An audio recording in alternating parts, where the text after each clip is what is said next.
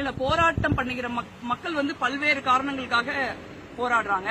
இப்போ ஒருத்தருக்கு வளர்ச்சின்னு நம்ம நினைக்கிறது ஒருத்தருக்கு இழப்பா இருக்கலாம். அதனால மக்கள் போராடுறாங்க அப்படின்னா அந்த போராட்டத்துக்கு பின்னாடி ஒரு கண்ணீரும் வலியும் வேதனையும் இருக்கிறத நம்ம புரிஞ்சுக்க முடியுது.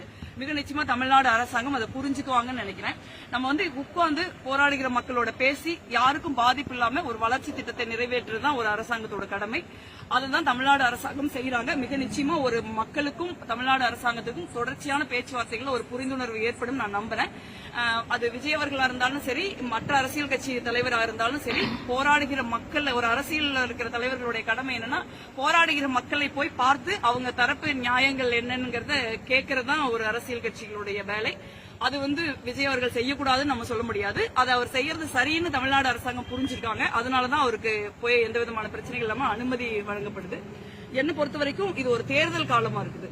தேர்தல் காலத்துலங்கிறதுனால மட்டுமே நம்ம எல்லாத்தையும் அரசியல் ஆக்கிடக்கூடாது. ரொம்ப கவனமா நம்ம ஒரு பொதுமக்களை பாதிக்கின்ற விஷயங்களை, மக்கள் வந்து மனதார நம்மளை பாதிக்கும்னு ஒரு உணர்ச்சிகரமா ஃபீல் பண்ற விஷயங்களை, அதே மாதிரி தமிழ்நாடு ஒரு வளர்ச்சி திட்டங்களை நோக்கி நம்ம போக வேண்டியிருக்கு.